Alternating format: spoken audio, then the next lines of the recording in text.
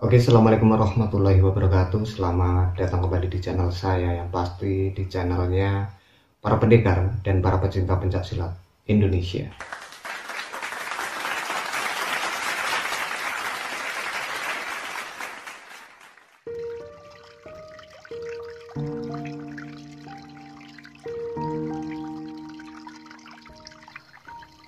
Berikut ini adalah sebuah riwayat singkat dari Mas Untung Subagio, seorang warga PSHT tingkat 2 dari Pacitan, murid langsung dari Raden Mas Imam Kusupangat.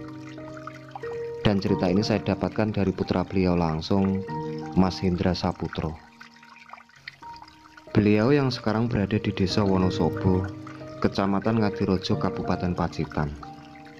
Alhamdulillah, saya masih bisa sowan beberapa kali. Banyak hal yang bisa kita serap dan kita pelajari dari pengalaman beliau. Setia hatilah pada persaudaraan untuk PSHT Mojokerto dan warga-warga PSHT lainnya. Terlatih langsung oleh sang pendekar Wesi Kuning, Raden Mas Imam Kusupangat.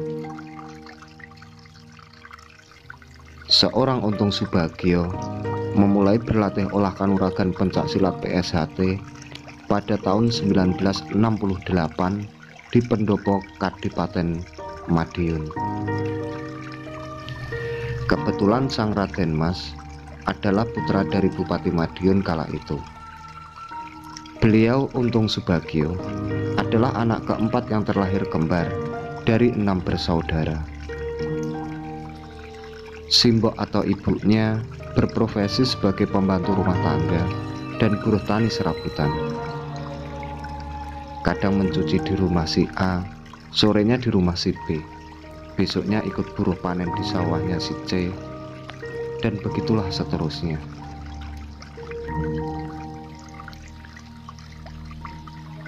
Semenjak beliau SMP, sang bapak sudah meninggalkan keluarga kecil itu untuk selama-lamanya. Otomatis, kehidupan semakin berat ketika sang bapak yang kerja sebagai sopir delman sudah tidak ada. Untuk melanjutkan sekolah dan kehidupan, 3 anaknya Simbok termasuk beliau diikutkan saudara yang kebetulan jadi carik atau sekretaris desa. Selepas SMP, beliau bisa melanjutkan ke SPMA, Sekolah Pertanian Menengah Atas di Jiwan Madiun. Semenjak 1968 dan 1971 digembleng pencak silat langsung oleh Mas Imam dan Mas Tarmaji. Tiba saatnya pengesahan menjadi warga tingkat 1 atau jadi pelatih dan anggota sah PSHT. Namun keinginan tidak seindah kenyataan. Pak Carik tidak mampu membiayai dana pengesahan yang waktu itu dibutuhkan untuk beli bahan ubur rampe, seperti beli ayam jago, mori, piagam, dan lain-lain. Akhirnya pengesahan tertunda dan beliau masih menyandang siswa sabuk putih di PSHT. Tahun 1972, beliau melamar pekerjaan di Dinas Pertanian Provinsi Jawa Timur dan diterima jadi PNS dengan penempatan kerja di Kabupaten Mojokerto. Saat itulah beliau punya gaji dan melanjutkan lagi latihan PSHT di Madiun.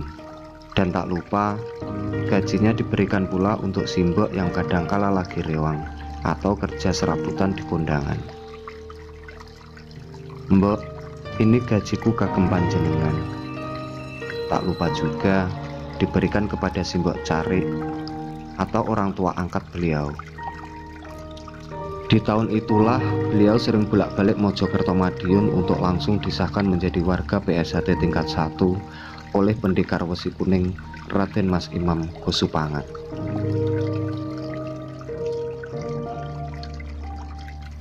Babat alas PSHT kan Mojokerto.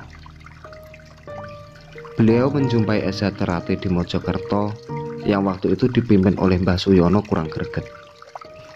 Latihan pun ala kadarnya di rumah Mbah Suyono. Memohon restu Mbah Suyono, beliau membuka latihan pencaksilat PSHT pertamanya di Balai Desa Jabon. Setelah mencetak warga, beliau buka latihan lagi di kantor Karisidenan Jalan Pemuda Mojokerto, dan dilanjutkan lagi buka di Kedundung, Kupang, Dawar, dan lain-lain. Melihat hasil nyata PSHT semakin berkembang, akhirnya beliau didaulat jadi ketua cabang PSHT Mojokerto pada tahun 1982. Masih berstatus warga tingkat 1, salah satu syarat jadi ketua cabang waktu itu harus tingkat 2. Maka beliau mulai latihan tingkat 2 dan disahkan pada tahun 1985. Gairah dan gelora besarkan PSHT di Mojokerto kadang tak seimbang dengan kondisi fisiknya. Beliau sempat jatuh sakit liver dan opnam, serta menjalani terapi di rumah. Estafet PSHT Mojokerto selanjutnya dipegang oleh Mas Agus, berlanjut ke Mas Jarod Santoso. Meski berganti, beliau tetaplah sesepuh dan didaulat sebagai Ketua Dewan Pertimbangan. Beliau berkisah, walau secara tertulis ketua cabang diemban oleh Mas Agus dan Mas Jarod, mereka kadang tidak sempat karena kesibukan kerjanya sebagai kepala dinas dan kerja PNS di Surabaya. Ujung-ujungnya, ya beliau lagi yang turun tangan untuk perkembangan PSHT Mojokerto. Menurut pandangan saya dan beberapa kalangan warga, beliaulah tokoh di balik besarnya PSHT Mojokerto saat ini. Beliaulah yang babat alas PSHT Mojokerto. Sekarang beliau sudah pensiun dari PNS Pertanian dan mandek pandito dari PSHT Mojokerto. Beliau pulang kampung menikmati masa tuanya di sebuah pegunungan yang terpencil di pedalaman Kabupaten Pacitan. Beliau hidup berdua bersama istrinya yang pensiunan guru dari Mojokerto dan aslinya memang Pacitan. Terkasih untuk warga PSHT Mojokerto dan PSHT di seluruh dunia. Jatuh bangun hidupnya beliau adalah untuk PSHT Mojokerto dan jadi salah satu warna pelangi bagi perkembangan PSHT secara umum. Ketika PSHT guyup rukun, mampu berkontribusi bagi masyarakat, dan lebih-lebih mampu menjadi salah satu pondasi pendidikan budi pekerti bagi remaja, beliau sungguh berbahagia lahir dan batin. Beliau mendapat ilmu pencaksilat Esa Terate tanpa memberikan pamrih kepada pelatihnya. Begitu pula, selanjutnya beliau membesarkan PSHT pun tanpa pamrih. Pencaksilat memberikan kesehatan jiwa dan raga. Budaya Indonesia yang penuh toleransi dan tata krama tetap terjaga. Nilai dasar persaudaraannya menjadi pondasi luhur dalam kehidupan sosial. Persaudaraan pula yang jadi pelipur rasa dari setiap perbedaan-perbedaan yang ada. Tetaplah bersaudara di atas keberagaman kita.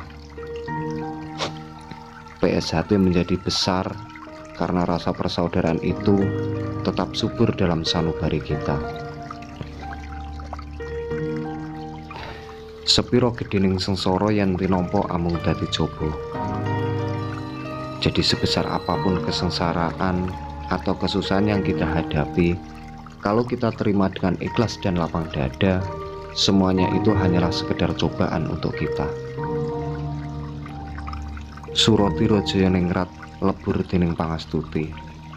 Segala sifat keras hati, picik, angkara murka akan bisa dikalahkan dengan sikap bijak, lembut hati dan sabar. Memayu hayuning bawono ambrasto dur angkara. Bahwa manusia hidup di dunia harus mengusahakan keselamatan, kebahagiaan, dan kesejahteraan, serta memberantas sifat angkara murka, serakah, dan tamak. Hanya ada satu Esa Terate, yaitu persaudaraan setia hati Terate. Tidak ada yang lain dan tidak ada kompromi. PSHT, harga mati. Selama matahari masih bersinar, selama bumi masih dihuni manusia, selama itu pula PSHT akan abadi, jaya, selama-lamanya. Sekian video dari saya. Assalamualaikum warahmatullahi wabarakatuh.